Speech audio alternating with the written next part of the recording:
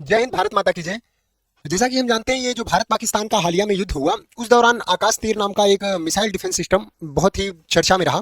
तो ये आवश्यक हो जाता है कि इस मिसाइल डिफेंस सिस्टम के बारे में जान लेना चाहिए, किस तरीके से इसका उद्भव हुआ। तो इसके जानने से के लिए हमको इतिहास में चलना पड़ेगा। इतिहास में जाने के लिए आपको सबसे पहले ध्यान देना होगा 1964 में, जब चाइना एक परमाणु राष्ट्र के रूप में उभरा तो भारत की चिंताएं बढ़ गई। और जब भारत की चिंताएं बढ़ गई, भारत अपने परमाणु संपन्न राष्ट्र बनने की दिशा में तेजी से कार्य करना प्रारंभ कर दिया। इस स्थिति में भारत ने ये सोचा कि परमाणु राष्ट्र बन जाना आवश्यक नहीं है, उससे भी ज्यादा आवश्यक है कि आप अपने परमाणु अस्त्रों को प्रिसीजन के साथ उनको अटैक भी कर सके। तो वहां से कहानी साथ चालू होती है कि हमारे पास अटैक करने के लिए क्या होना चाहिए, कुछ होना चाहिए। ले जाने के लिए हमारे परमाणु जो हथियार हैं उनको ले जाने के लिए कुछ होना तो चाहिए ना। बिना उनके होने कैसे संभव है कि हम उसको, तो इसलिए ये ज्यादा महत्वपूर्ण हो जाता है कि हमारे पास ऐसी मिसाइल्स हों जिसके माध्यम से हम अपने परमाणु अस्त्रों को ले जाके दुश्मन की टेरिटरी में गिरा के उसका हम विध्वंस कर सकें।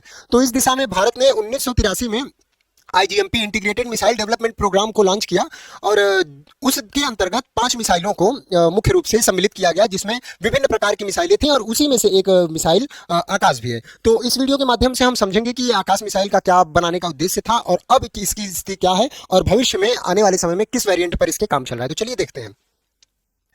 तो जो हमारा, मैंने जैसा कि बताया, आईजीएमपीडी जो है निर्देशित मिसाइल विकास प्रोग्राम, इसके अंतर्गत 5 मिसाइलों को चिन्हित किया गया जिनको बनाया जाना था। तो जो पहली मिसाइल थी वो अग्नि थी। ये है अग्नि। अग्नि और इस प्रोग्राम को 1983 में प्रारंभ किया गया था और 2008 में ये पूरा हो गया था। ठीक, तो इसके अंतर्गत जो पहली मिसाइल थी वो अग्नि है। इसका नाम अग्नि है, ये अग्नि है। ठीक, इस समय अग्नि का 6 वेरिएंट चल रहा है रिसर्च में और उस पर काम चल रहा है। और ये जो है आकाश मिसाइल है। और इस आकाश मिसाइल को जब हमने मोबाइल लॉन्चर पर जो ट्रक है उस पर कर दिया तो फिर ये पूरा प्रॉपर सीकर एंटीना के साथ तैनात किया गया था। ठीक, और ये जो है हमारा पृथ्वी, और ये है नाग, और ये है त्रिशूल। तो ये जो आकाश और त्रिशूल है ये सेम प्रकार की शॉर्ट रेंज की एंटी मिसाइल डिफेंस सिस्टम में यूज होती हैं। और ये जो अग्नि है ये हमारी बैलिस्टिक मिसाइल है, जो कि एक वायुमंडल से ऊपर जाके एक ट्रेजेक्टरी लेके जाती है और ये क्रूज टाइप की होती है, यानी कि नीचे सतह से तेजी से चलती है। ठीक, तो अग्नि जो थी हमारी बैलिस्टिक मिसाइल थी और पृथ्वी, अग्नि और पृथ्वी 2 बैलिस्टिक मिसाइल थी, यानी कि ये परमाणु हथियार को ले जाके दुश्मन की टेरिटरी में गिराने की क्षमता रखती थी। तो इन 5 मिसाइलों का इस प्रोग्राम के माध्यम से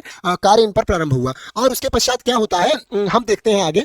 देखो, ये जो एकीकृत निर्देशित मिसाइल विकास कार्यक्रम था वो वर्ष 1983 में डीआरडीओ द्वारा शुरू किया गया था। और जो इसका नेतृत्व कर रहे थे वो डॉक्टर एपीजे अब्दुल कलाम, अबुल पकीर जैनुलाब्दीन अब्दुल कलाम ने इसको लीड करना प्रारंभ किया। और उसके बाद जो इसका मुख्य उद्देश्य था, भारत को स्वदेशी मिसाइल प्रौद्योगिकी एवं आत्मनिर्भर बनाना और विभिन्न प्रकार की मिसाइलों को विकसित करना था। आईजीएमपी के अंतर्गत विकसित जो प्रमुख मिसाइलें थी उनको हम यहाँ पे बता चुके हैं। ये है अग्नि, आकाश, पृथ्वी, नाग और त्रिशूल। ठीक, आगे देखते हैं।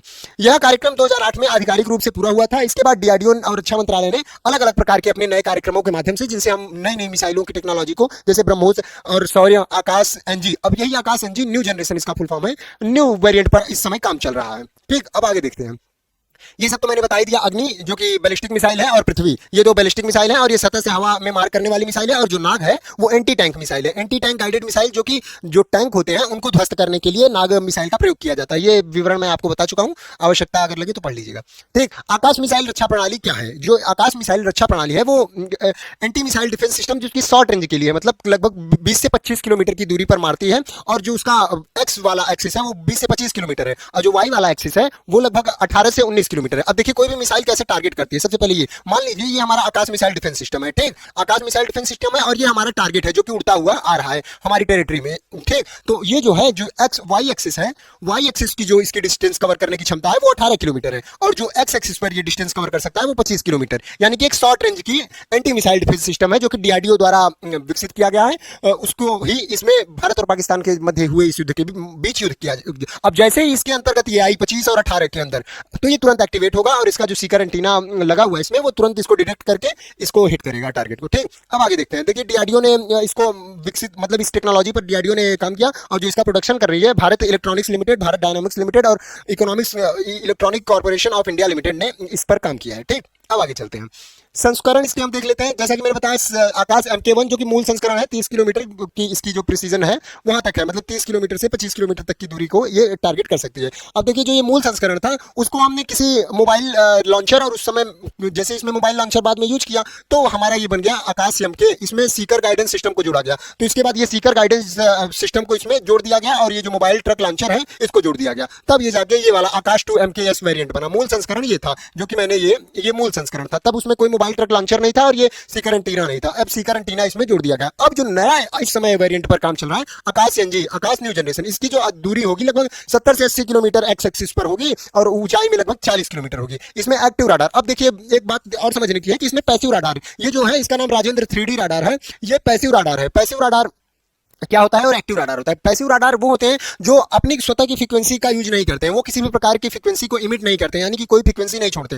वो रेडियो वेव्स जो पहले से हैं अंतरिक्ष में या जो भी उस स्थान में वेव्स हैं, उस वेव्स का प्रयोग करके अपने टारगेट को आइडेंटिफाई करती हैं। और जो एक्टिव राडार होते हैं वो अपनी एक फ्रीक्वेंसी पर चलते हैं, यानी कि वो एक पर्टिकुलर फ्रीक्वेंसी को यूज करके अपने टारगेट को आइडेंटिफाई करते हैं। तो जब कोई पर्टिकुलर फ्रीक्वेंसी को, अब समस्या क्या है, समस्या इसमें ये है पैसिव राडार में कि ये दूसरी फ्रीक्वेंसी यूज करता है, तो कभी कभी अवरोध अगर आ जाता है, पर्वत आ गया, पहाड़ आ गया, तो उस स्थिति में भाई अवरोध हो जाता है, तो हमको टारगेट आइडेंटिफाई करने में प्रॉब्लम होती है। लेकिन एक्टिव राडार में क्या होता है, एक्टिव राडार में खुद अपनी फ्रीक्वेंसी यूज करता है, तो आसानी से टारगेट कोई भी जल्दी पकड़ में आ सकता है। लेकिन एक्टिव राडार में एक प्रॉब्लम यह है कि वो अपनी फ्रीक्वेंसी यूज करता है, तो उस फ्रीक्वेंसी को अगर दुश्मन को पता चल गया कि ये राडार इस फ्रीक्वेंसी पर चल रहा है, तो वो तुरंत उसको उसी फ्रीक्वेंसी पर उसका यूज करके उसको डिस्ट्रॉय करेगा, यानी कि वो आसानी से डिस्ट्रॉयबल होता है और ये आसानी से डिटेक्ट नहीं किया जा सकता दुश्मनों की तरह। लेकिन इसमें ये होती है कि हम आसानी से हम दुश्मनों को नहीं डिटेक्ट कर सकते। तो दोनों का एक पॉजिटिव है, एक नेगेटिव है, ठीक।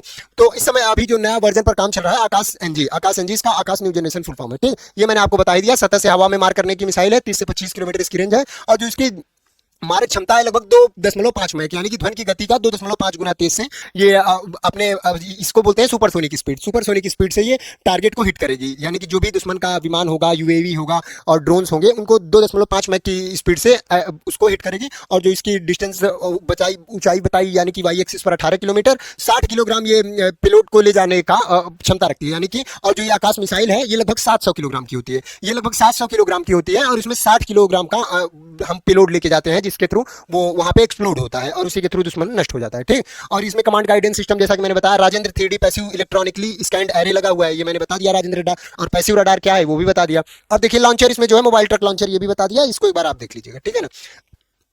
और कुछ महत्वपूर्ण तथ्य के बारे में अगर जाने तो ये जो इसको डिजाइन और डीआरडीओ द्वारा किया गया है और जो भारत डायनेमिक्स लिमिटेड है इसका प्रोडक्शन करता है हैदराबाद में। ये indigenous short range surface to air missile है, जो कि हम बता दिए, यानी कि जमीन से हवा में मार करने वाली मिसाइल है, ठीक। और इसमें जो रॉकेट प्रपल्जन, यानी कि जो प्रपल्जन मॉड्यूल लगा है इसमें सॉलिड प्रोपेलेंट लगा है, यानी कि इसमें जो ईंधन यूज होता है वो सॉलिड प्रोपेलेंट यूज होता है, ठीक। और with ramjet rocket engine, ramjet rocket engine में क्या है, देखो रैमजेट जो इंजन है वो एयर ब्रीदिंग प्रपल्जन सिस्टम पर होता है। एयर ब्रीदिंग प्रपल्जन सिस्टम वो होता है कि मान उसमें वो इंजन लगा होगा जो कि देखिए ईंधन के दहन के लिए क्या क्या आवश्यकता होती है, एक तो ईंधन चाहिए और उसके साथ ऑक्सीजन चाहिए। तो एक होता है non air breathing propulsion system और एक होता है air breathing propulsion system. Air breathing propulsion system में वो जब वायुमंडल में उड़ता होता है हमारा मिसाइल या रॉकेट, तो वो वायुमंडल से हवा लेता है, तो उसे बोलते हैं एयर ब्रीदिंग प्रोपल्जन सिस्टम, और तब वो हमारा कंबस्ट करता है और तब वो गति करता है। और जो non air breathing propulsion system होता है उसमें तो हमें ऑक्सीजन भी ले जाना पड़ता है और साथ साथ उसमें जो हमारा फ्यूल होता है उसको भी ले जाना पड़ता है। तो ये इसमें हमें ऑक्सीजन नहीं ले जाना पड़ता, इसमें ये ऑक्सीजन वायुमंडल से ही ले लेता है रैमजेट इंजन, ठीक। और ये बताया मैंने जैसा कि आपको 60 किलोग्राम का वो एक्सप्लोजिव ले जाता है, 360 डिग्री के पूरे रेंज में वो कवर कर लेता है। 360 डिग्री में कोई भी टारगेट आएगा तो उसको ये जो राजेंद्र राडार है वो उसको कर लेता है, वो इंगेज कर लेता है और एक साथ में ये 64 टारगेट को इंगेज केवल कितना करता है, इंगेज 12 करेगा और जो ट्रैक करेगा वो 64 राडार को, यानी कि 64 टारगेट आसमान में उड़ रहे हैं उनको ये ट्रैक कर लेगा, ये जो हमारा ये राडार है, ठीक। और जो इंगेज करेगा वो 12 राडारों को करेगा। जो मिड कोर्स इसका कमांड सिस्टम है वो terminative active radar guidance system है और इसमें जो टारगेट है वो engage flights, aircraft, helicopter, UAV and missiles and ballistic threats, इन सब चीजों को वो डिस्ट्रॉय कर सकता है, ठीक। फुली मोबाइल होता है, कहीं भी ले जाया जा सकता है, रेल, एयर के थ्रू, रोड के थ्रू, कहीं भी, ठीक। और ये जैसे तक हम आपको बता दिए 3D पेसा राडार है जो इसका राजेंद्र राडार, इसमें मैंने इसको बताया। और जो अब ये नया लगेगा हमारे ये वाला है थर्ड जनरेशन वाला, न्यू जनरेशन का आकाश एनजी, इसमें ये इसका यूज किया जाएगा। इसमें सॉलिड रॉकेट यूजेज 2 पल्स, यानी कि 2 इसमें इंजन लगाए जाएंगे और ये लगभग 350 के, और जो ये है अभी ये 700 किलोग्राम का है। इसमें वेट कम हो जाएगा और इसकी दूरी भी बढ़ जाएगी, ये ओवर 20 किलोमीटर की एल्टीट्यूड पर और जो 25 से 30 किलोमीटर का रेंज है उसको कवर करेगा, ठीक। तो ये है आकाश का तीनों वेरियंट, इसको आप देख लेंगे ध्यान से, समझ में आ गया होगा। तो मिलते हैं फिर एक नई वीडियो में, तब तक के लिए धन्यवाद। जय हिंद, भारत माता की जय।